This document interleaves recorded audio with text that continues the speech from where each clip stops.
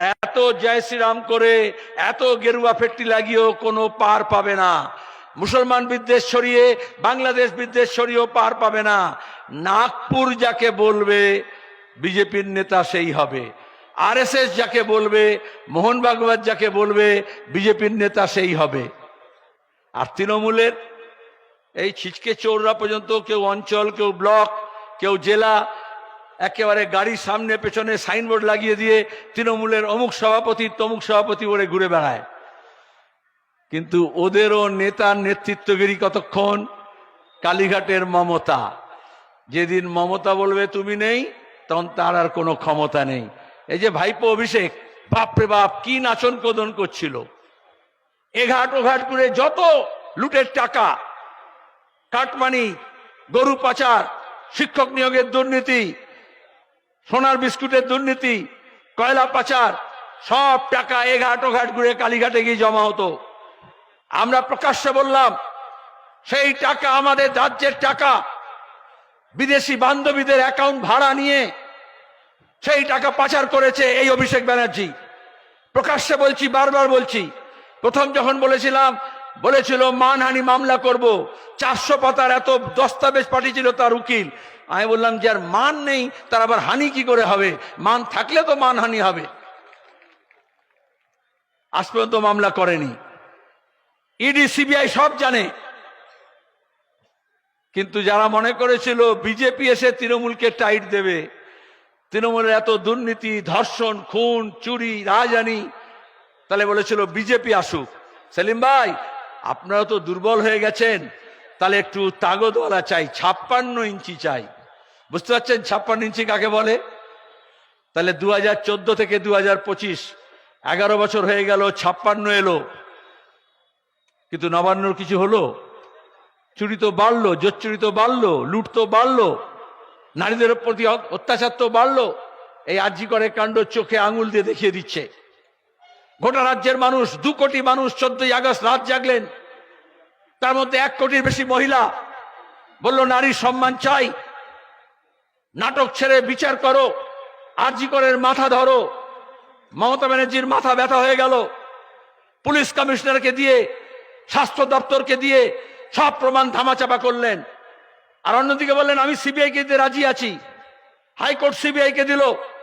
আমরা সেদিনই বলেছিলাম 10ই আগস্ট কোন সিবিআই না, এই বাংলার যত অন্যায় অত্যাচার হচ্ছে, যত খুন রাহাজানি হচ্ছে, যত দাঙ্গা হাঙ্গামা হচ্ছে, কোন নবান্ন, কোন 56, কোন ইডি সিবিআই, বাংলার পুলিশ, দিল্লির পুলিশ, ইউপির পুলিশ, সিবিআই পুলিশ কিচ্ছু করতে পারবে না।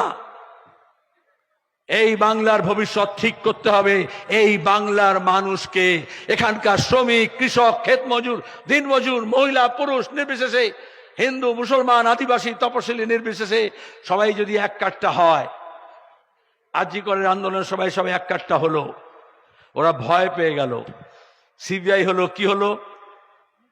মোদি বললেন না খাতা না বহি, যে মমতা কাহে সো সহি। সুতরাং খাতা বইয়ের কোনো দরকার নেই, কোনো প্রমাণের দরকার নেই, কোনো তদন্তের দরকার নেই, কোনো ফরেন্সিক তদন্তের দরকার নেই। আর মমতা ব্যানার্জির পুলিশ রাতারাতি ওই মেয়েটাকে নিয়ে গিয়ে শ্মশানে পুড়িয়ে দিল। বাবা মাকে বললো টাকা দেব, ধামাচাপা দাও, একটা সঞ্জয় রায়ের জন্য। আর পিসি ভাইপো মিলে বলছে, আর কোনো খবরের কাগজ বলছে ওই টাকা বেটাকে ফাঁসি দিয়ে দিলে সব ঠিক হয়ে যাবে। আমার একটা পুরনো গল্প মনে পড়ছে। যদি ন্যায়ের শাসন না থাকে তাহলে কি হয়? একজন সাধু বাবা নিজের শিষ্য নিয়ে আর এদেশ ওদেশ ঘুরে বেড়াতেন। তো একটা দেশে গিয়ে দেখছেন খুব সস্তা, 1 টাকায় রসগোল্লা, 1 পয়সায় রসগোল্লা পাওয়া যায়, যা কিনবে 1 পয়সা, মুড়ি, মুরকি, দই, রসগোল্লা।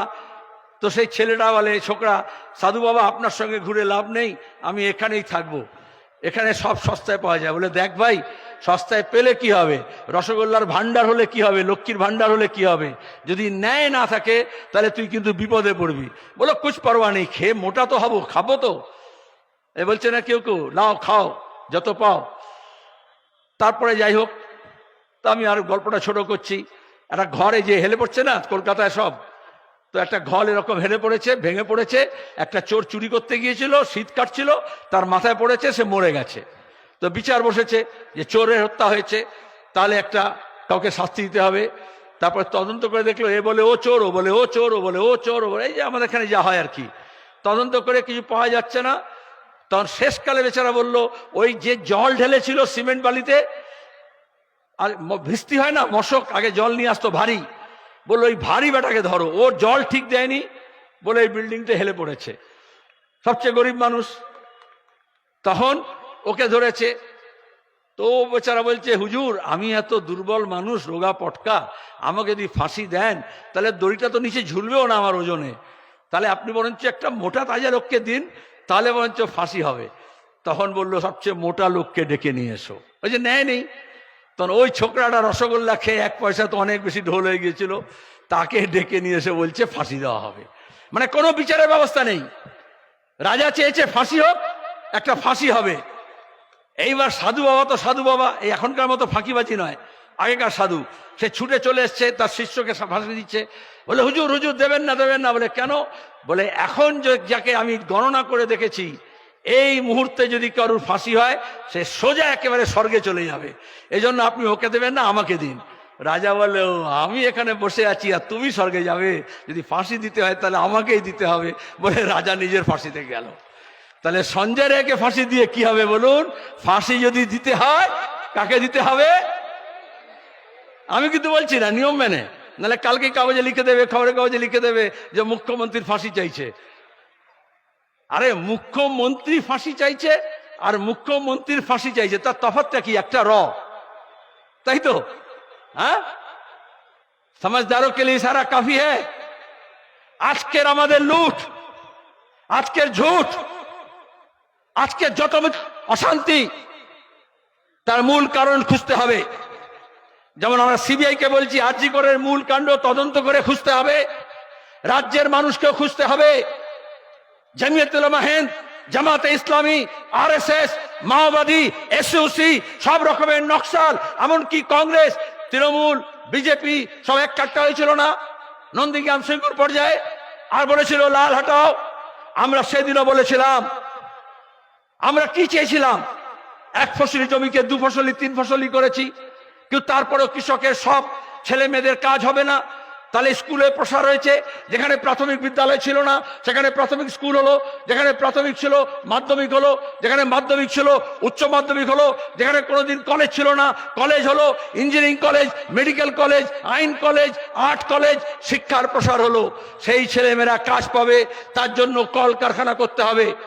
বুদ্ধদেব ভট্টাচার্য চেয়েছিলেন আমাদের বাংলার ঘরের ছেলে মেয়েদের মেধা, বুদ্ধি, তাগদ, শক্তি এই বাংলাকে গড়তে লাগুক। আমাদের ছেলেমেয়েরা পরিযায়ী হয়ে যাবে আর অন্য জায়গা থেকে লাশ আসবে, আমরা চাইনি। অপরাধ করলাম। আজকে দাঁড়িয়ে রাজ্যে কোনো কাজ নেই, শিক্ষক নিয়োগে দুর্নীতি হচ্ছে, মোকদ্দমা চলছে হাইকোর্টে, সুপ্রিম কোর্টে, এ বলছে ওর দোষ, ও বলছে তোর দোষ, কিন্তু দুর্নীতি তো হয়েছে, চুরি তো হয়েছে। যারা যোগ্য ছেলে মেয়ে বাইরে আছে তারা শিক্ষা পেয়েছে কিন্তু চাকরি পায়নি, তার জন্য লড়াই লড়তে হবে। কৃষক ফসলের দাম পাচ্ছে না, সার পাচ্ছে না, সার নিয়ে কালোবাজারি হচ্ছে, ক্ষেত মজুর, দিন মজুর, তার মজুরি নেই। এই সব লড়াই লড়ার জন্য সিপিআইএম কে মজবুত করতে হবে। সিপিআইএম মজবুত হলে এই যে হিন্দু মুসলমান শুনছেন, এই বাংলাদেশের ঘটনা নিয়ে বলুন, সাম্বালের ঘটনা নিয়ে বলুন, কত আলোচনা হচ্ছে। চায়ের দোকানে, রাস্তায় ঘাটে সারাদিন খালি হিন্দু মুসলমান হচ্ছে। আরে হিন্দুর ঘরের ছেলে চাকরি নেই, মুসলমান ঘরের ছেলেও চাকরি নেই। স্কুলগুলো যখন বন্ধ হচ্ছে তখন মাদ্রাসাও বন্ধ হচ্ছে। শিক্ষক নিয়োগের দুর্নীতি হয়েছে, মাদ্রাসা বোর্ডও করেছে আর স্কুল সার্ভিস কমিশনেও করেছে। তাহলে তার বিরুদ্ধে লড়তে হলে এক কাট্টা হয়ে লড়তে হবে। পাঁশকুড়ার মানুষের কাছে আবেদন, পূর্ব মেদিনীপুরের মানুষের কাছে আবেদন, এই তৃণমূল প্রথম জেলা পরিষদ পেয়েছিল এই জেলায়, এখানকার মানুষ মনে করেছিলেন